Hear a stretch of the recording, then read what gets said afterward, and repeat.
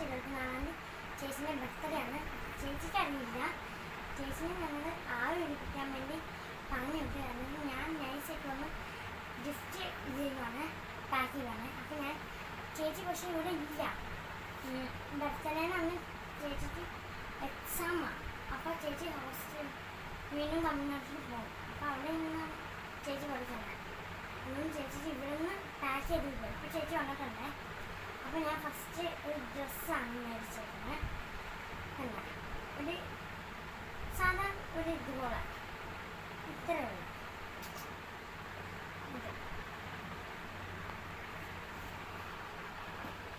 അപ്പോൾ ഞാൻ ഈ കവറിലേക്കാണ് ഇടുന്നത്.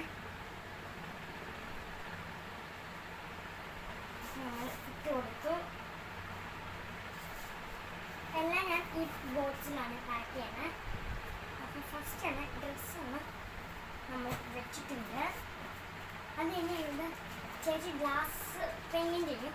അപ്പോൾ ഇന്ന് ഗ്ലാസ് പെയിൻറ്റിൻ്റെ കളറും ഞാൻ ബ്ലാക്ക് ഇതുമാണ് വരയ്ക്കേണ്ട സാധനമാണ്. അപ്പം ഞാൻ അതും കൂടി വെച്ച് കൊടുക്കുന്നുണ്ട്.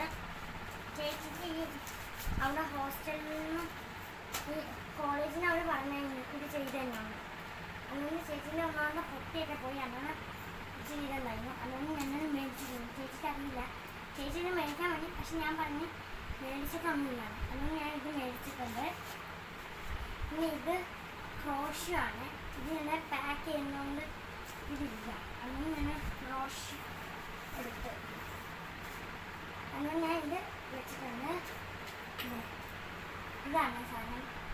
അപ്പോൾ ഇത് നമുക്ക് ചേച്ചി വയ്ക്കാം. ഇതിൽ കേക്ക് വയ്ക്കാം. പിന്നെ ഇത് ഞാൻ മേടിച്ചത് ഈ കമ്മലും മാലയും മാത്രമാണ്. അതും വെച്ചിട്ടുണ്ട്. അപ്പോൾ ഇത്രയേ ഉള്ളൂ ഗിഫ്റ്റ്. ഇനി ഞാൻ ഇത് അടയ്ക്കാൻ പോകുന്നത്. ഇത് ഞാൻ അടച്ചു.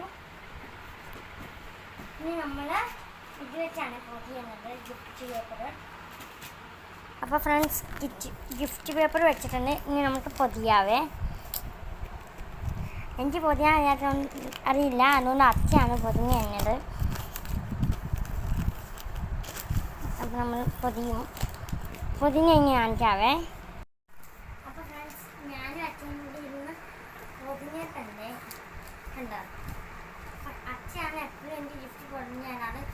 എല്ലാം നല്ല പെർഫെക്ഷനായിട്ട് വന്നിട്ടുണ്ട്. ഞാൻ ആർക്ക് ഗിഫ്റ്റ് കൊടുത്താലും അച്ഛയാണ് എനിക്ക് പൊതിഞ്ഞ് തരാറ്. ഇനി നമ്മൾ ചേച്ചിക്ക്